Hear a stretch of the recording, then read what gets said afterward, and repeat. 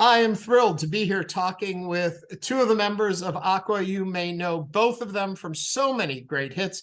Renee, Lene, thank you both for joining us today. Thank you so much. Thank you for having us. Thank you so much. I look at the band and the career and the history of the band, and so many people think of course, Barbie Girl first and foremost. But you two have worked together before that, so much after that, have given us so much great music. When you look at the history and the career of the band, what comes to mind for you two? There's a lot of, I believe, first of all, maybe the love for each other. Yeah. That's the one thing that kind of binds us together. And we always pictured ourselves like Armageddon movie coming in slow motion out to the rocket. That feeling that when we are together, we can conquer anything. Yeah. That's the main foundation of this band. The love for each other. I think we have found our calling in life, that this is what we are really good at. Yeah. Together. Yeah, it's true. You meet people that you create magic with, and that is what we do together. Well, for people who don't know too, you are the biggest selling Danish band of all time. Yeah, we are. Yeah. It's still incredible. It's something you don't dare dream about, but in our case, it came true. Yeah, and also, especially with the US, we've been dreaming about this tour for a quarter of a century, and with this movie happening, opened some doors for us to be able to tour here, and the reception is just fucking amazing. It's just, we didn't know that we had so many loyal fans here, and they know the songs, they dress up. There's new baby Aqua bubbles with them, It's just, it's been very touching, and I've been crying at least 3 times during these concerts. You have to pinch yourself. Even last night when we played there, I had to spend 10 seconds just watching people going, wow. Yeah. This is, people come from, not just from the city that we played in last night, but they also came from Mexico, and they came from other parts of the States to see us. And it's very touching to know that people, make such a big effort to travel around and see us in concert and meet us. Yeah, and we every night we go on stage, we give it our all, our best, and you can just feel the love in the room, and makes you feel really humble. Yeah. And proud of what you're doing.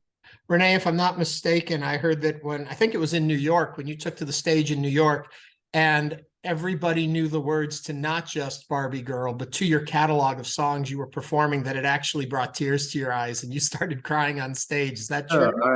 Yeah, I did. And that doesn't happen that very doesn't happen. If you have that on video, keep it.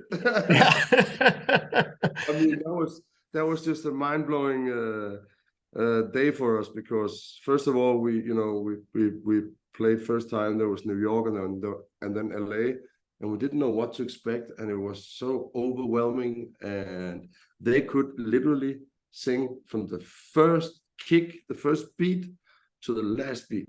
An hour later, they were still singing, and that took us much. Also because we play some songs that you really have to be a fan of knowing those songs. Yeah. And when we played those, they were screaming even louder than Barbie. Then you could, yeah. Now, I know Soren isn't with you right now, but the three of you are out together as Aqua. Any new albums maybe in the future? Well, Soren is thinking hardcore about it. I have a dream to get Soren and Klaus, who's not with us on stage anymore, together in studio again, because they two together are the best at making our music. And well, don't tell him, I have a sneaky dream of kind of forcing them together instead. Well, you talk about your music, and if I'm not mistaken, when I go back and look at your careers individually too, Renee, your earlier song that you had out before before you guys joined and became Aqua, your first group, you had a kind of that sound going that seems to be heard throughout Aqua.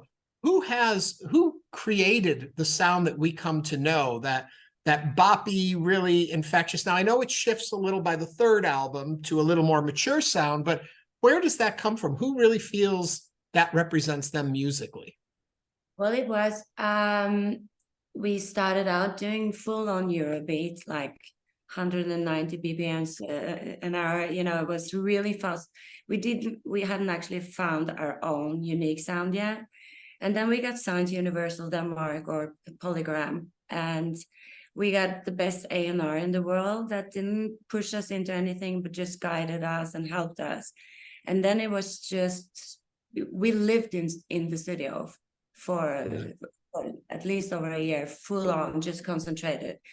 And Ernie Clouds came up for these songs, and when we put our voices on it, I pitched my voice up a little bit to make it more naive and fun, and together with his amazing rap voice and singing voice, it was just a fun world to play around in with these different roles that all we put into the videos. When you did some solo work after Aqua too, some critics will say it was more R&B and a slightly different voice. Was that conscious for you to do that, to separate so that the sounds are different, or was it just a natural evolution for you? To be honest with you, it was absolutely the wrong time for me to do that, because Aqua just stopped and Universal really wanted me to just start working on my solo album. And I should have waited, because I was worn out. I was sad over the breakup, and there was a lot of stuff going through my mind. Yeah. So I really don't feel that it was as much my opinion as it should have been. Yeah. I love the album. Don't get me wrong, but I would have done it differently. But the flavor and sound of it, is that closer to your heart of who you are, or was that more driven by the label? Well, it's hard to say, because I am a lover of all types of music. I think there's a music style for every moment you're in. And I think it's very important to be open for enjoying all types of music. Yeah. Well, Renee, outside of music, one thing I didn't know that you did until I went into some of the research, and most people probably can't say they did it, you walked across Denmark. Well, yeah, well, that's true. Fuck did you do I do that. I did it to raise awareness and money for young kids. Mm-hmm. And I started in Copenhagen, and I spent 1 week, and I walked from Copenhagen, and I was running some of the time also. But walking and running for about 1 week, and I raised 450,000 Danish during that week, and I ended up in Skagen, which is the completely opposite end of Denmark. And then he had a glass of champagne, well deserved. And then I had a glass of champagne when I came there. But it was a nice experience, and also to meet fans all over Denmark, and in different age groups, and maybe not necessarily people that listen to Aqua, but obviously they know my face in Denmark, or our faces in Denmark, so it's not very hard to recognize us. But that was super cool. As a big man walking through Denmark. Yeah, TV dude with me to like kind of make a documentary about it, and it was also a psychological thing, because when I went in to places where I wanted to get funds from, and I wanted them to sponsor, I always had the camera with me, and it was on, so they couldn't say no. Well thought out. I'm kind of curious though, it's your country, the people there, but actually walking through the country and meeting people in all the far reaches, did you come to a different understanding of the country? Good question. Yeah, I mean, there's so many parts of Denmark, though Denmark is really small, that you actually haven't seen, because I was not walking on the motorway. I was walking on all the small roads and different stuff. So I met some really nice people, fun people, and got to see more of Denmark than I would probably have done if I was just going across Denmark, I would probably go to the biggest cities Right. But it was. Lene, talking about you folks coming from a Scandinavian country, why do you think you've had such global success? I mean, Barbie Girl, outside of just Barbie Girl, you've had lots of success. But Barbie Girl is one of those handful of songs I think everybody knows globally. That's got to be kind of amazing at some point to know something you created touched that many people and has resonated with so many people. But I'm also curious why you think you folks were able to tap into that. I think it was the right time, the right music, the right loophole at that moment. There were other bands coming through at that time, like Spice Girls, Backstreet Boys. There was a lot of grunge going on. And I think it was time to shift the mood also because of the economy. Music usually follows the economy, the feeling of the world. And it was just time for people to have a lighter mood in the music sense, I guess. And yeah, we were lucky as fuck, excuse my language, to be able to have it was more layers in it. The music, the videos, the way we perform are so, you know, 3 very different layers, and combined, I think it took the world by storm because it was so poppy, and people were in need of that. Yeah. Talking about coming full circle, I would argue if there hadn't been the song Barbie Girl, there would have never been the Barbie movie that came out. You did get the joy of being part of the soundtrack, and if I'm not mistaken, also 2 Grammy nominations this year. Congratulations for that. Thank you, That sir. is something that's super mind-blowing. Yeah. Because if there's something you dream about, but it's so far from becoming a reality, it is, especially to get nominated for the world's biggest, get recognized, even getting nominated, it's not that easy. So, yeah, you know, It's huge for us. It's very huge for us. Oh yeah, and it's great, and I'm so happy for you with it.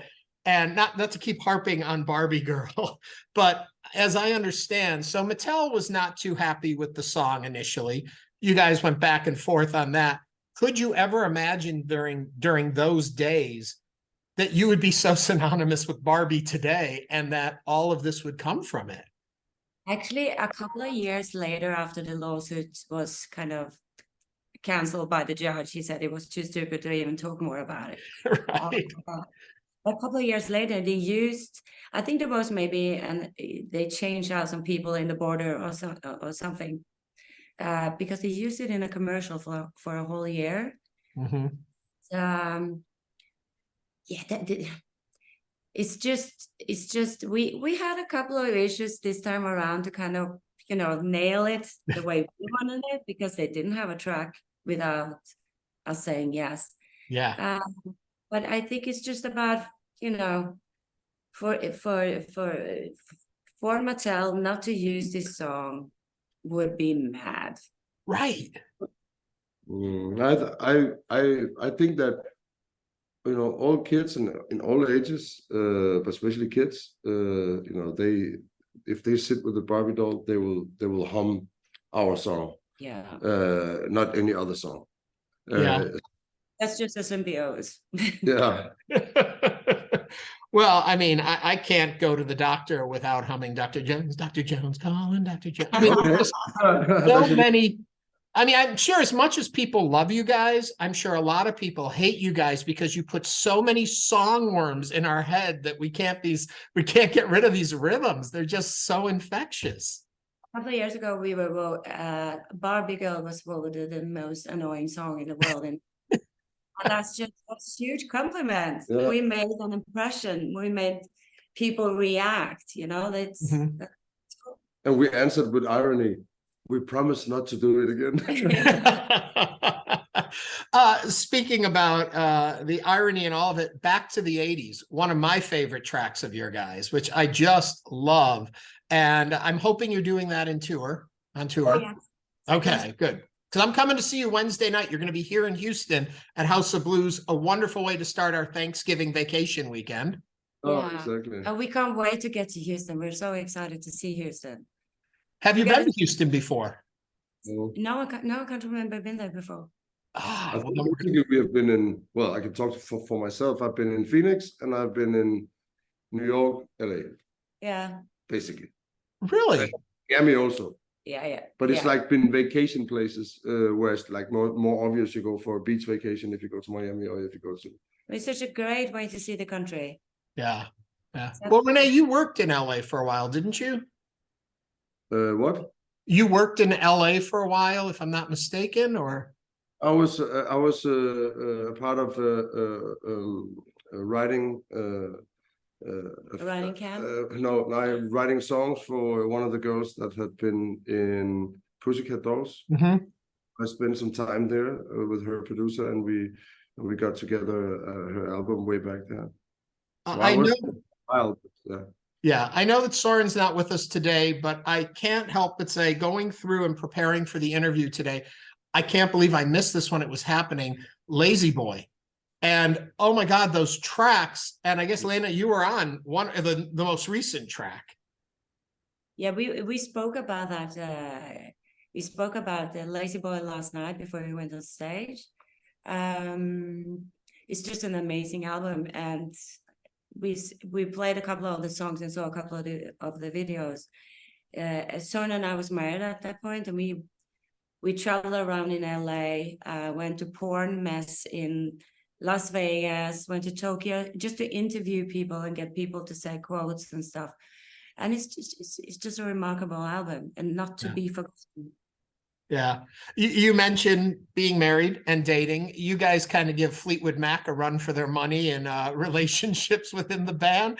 But how is it that you guys are still together and a healthy band producing for us? What was the secret there? The secret is the music. Yeah. I mean, we are the best of friends, but they also create, we don't even think about it because such a long time ago. But starting night, it can get frictions once in a while. But we are really good at getting over it and talking about it. We have 2 kids together, and most of all, we love what we're doing, so we're not going to let any problems get in the way. Yeah. Well, we are so thankful that you are continuing to do what you do. I'm thrilled you're on tour. When I found out you were coming to Houston, I wrote off immediately to your agents, like, is there any way we can interview them? I'm so happy this came to happen. I'm a true fan. I've loved all your work. I'm looking forward to new work in the future, and I can't wait to see you Wednesday night. We'll see you there. Will you have a drink with us after? I would be honored. Thank you so much for taking the time to do this with us today, and such a joy. Thank you so much. Take care. Thank you. I'll see you in Houston. Oh, See you yeah. in Houston. Okay. Bye-bye. Bye.